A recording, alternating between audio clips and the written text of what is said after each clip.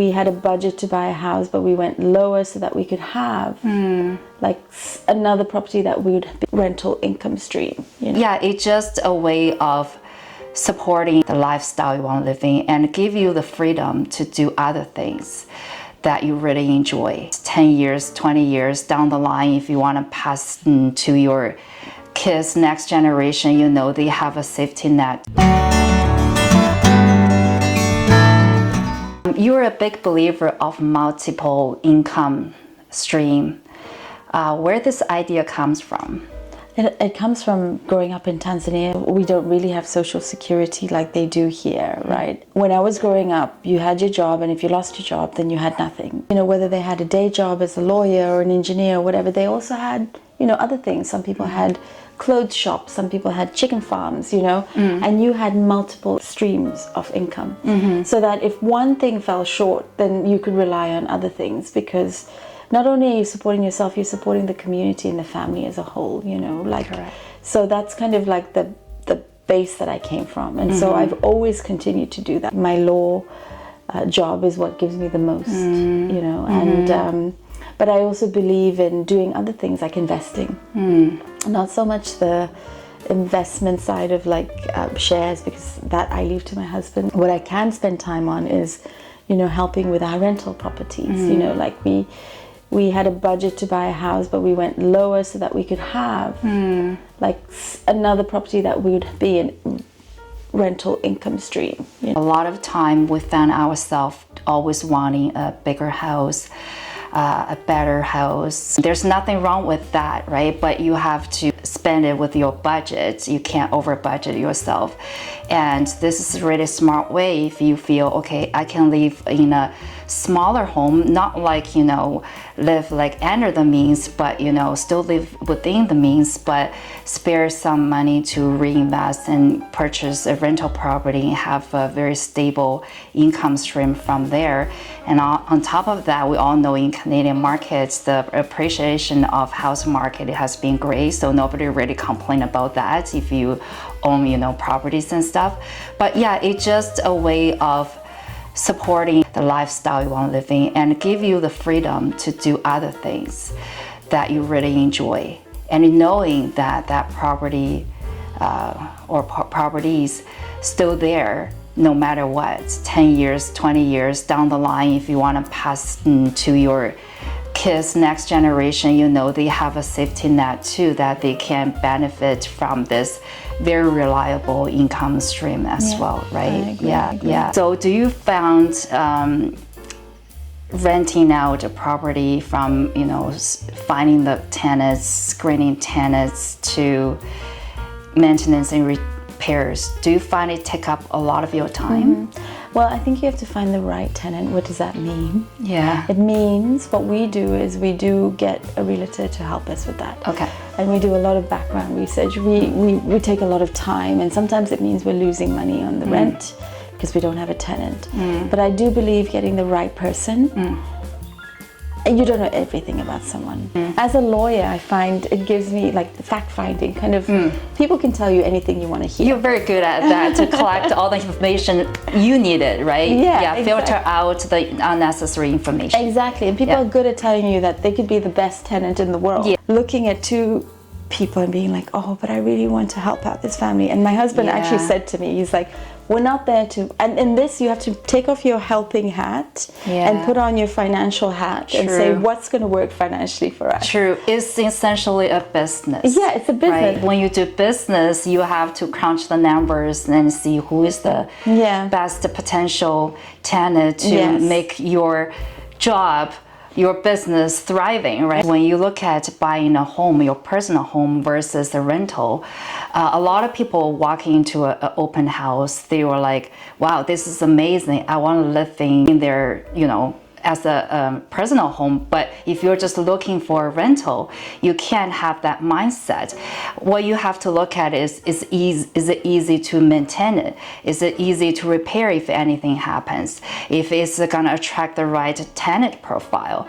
Is it the location works for me? I can easily manage it, or it's not too far. It's not like, oh, there's a great chandelier or that great wall painting. I really imagining myself living there. You have to detach that emotionally, thinking this is a place, this is a vehicle for me to make a sound business. I went in and I cleaned the windows, did everything just to make sure like it was all ready for the tenant. And I was like, I'm cleaning this house for the first and last time maybe. And I'm never gonna live in it. And it's a weird concept, but it's also kind of, yes, you take the emotion out, but the location makes a big difference. And does it make financial sense? And those are all things that take time to come together. And also location-wise, maybe pick a location that's very convenient for a lot of people to commute to and from work, but not necessarily the location that you want to live in. You probably want to live in a place that's, backyard to this beautiful nature and very quiet, but it may not attract a lot of traffic to people to rent. People get personal finance tips, like, if you attempt to purchase anything, just remember you can't afford it. So don't even try, This is not the ideal financial situation everybody want to be in, but what is your ideal financial situation you want to be in order to support your lifestyle? So I wouldn't retire early with my husband. And our idea is that we have properties that are, paying for themselves, but also we're getting income from. And then being able to move at different times of the year to different places. So that's what financial security is to me. And also being able to travel, because we as a family love to travel. In terms of relationship, having all these great lifestyles you're living in, I'm sure it also comes from the support from your partner, your family, and I'm sure you're a very supportive wife as well, because it takes mutual efforts. What's your best advice from your own marriage experience to people who are still struggling to find a healthier relationship? Well, I'm gonna say that obviously you heard it from many other people. I'm not first and won't be the last to say it, but it's about communicating and understanding the needs of each other. When I was doing my master's, my husband had to take over, a lot of the household stuff. Or when he was doing his master's, we actually brought my mom all the way from Tanzania to live with us as I went back to work.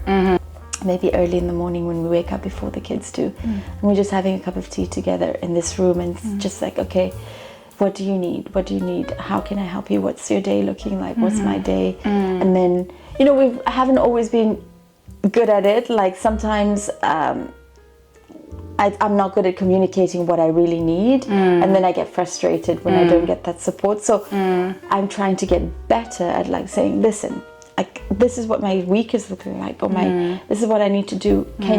How can you come here, and how can I, go and support you? And so it's like constant communication. So I have two statements about relationships. Okay. And I want to get your opinion, whether you agree with it or not. So the first statement is relationships are all about compromise. I agree with that. Yeah, I agree with that. I mean, it's compromise, but not all the time. I would say at different times. So, for example, when the kids were really small, I was heavy lifting with the kids, right? And it was compromise a lot on my career. Even though I did projects, still I wasn't in any way or shape or form in a full-time capacity at my work. So I compromised my career. But then, on the other hand, it is compromise, but it's a compromise so that you live a fulfilled life. You always have to compromise. So I agree, 100%. So the only time you want your partner to agree with you is then you can just always say, hey, I'm the wrong one. And then you guarantee they always agree with you. Yeah, yes, exactly. you're the wrong one. So the second one is in a relationship, you either can be right or you either can be happy. Yeah, we all think we're right? We all operate from the fact that we know best, right? Yeah. And sometimes you have to step away and be like, well, what is your view of it? And again, going back to the compromise, we come to a medium. Like, everyone has their traumas, everyone has their issues. Yeah. And when you come together, it's about knowing what those traumas and issues are and being able to know if you can deal with it. I think my best moments in an argument are when I don't act out of emotion. I'm a crier, and like if I'm upset with something, I will cry. And then sometimes that seems like a sign of weakness, right? Like, it's like, why are you crying? I'm just trying to, get to the... Like, I'm not showing weakness. This is my emotion. That's how I express how angry I am. And when I'm angry, I actually can't talk. I just have to, like, I have this big, like, orange in my throat, and I cannot talk. And if I talk, I'll say the wrong thing. So a lot of the time, what I try to do is I kind of step away. So am I right or happy? You're not happy all the time. No one's happy all the time. Sometimes you just have to let things go. Yeah. But you need to know what it is that you're, that you're never going to let go. Yeah. Never hurt to try to be the happy and the right one at the same time. That would be perfect. That would be perfect. So thank you so much for sharing your beautiful thoughts and lifestyle. I really enjoy getting to know you a lot better. Yeah, you too. Yeah. You too. And I hope this is the start of a beautiful relationship and friendship. Yes, I'm sure it is. So in my channel, I want to spread the message of lifestyle, and there's no right or wrong. If you pick the lifestyle that fits you and to make your life journey more beautiful, you're doing the right thing. Do you agree? I totally agree with that. Yeah. Absolutely.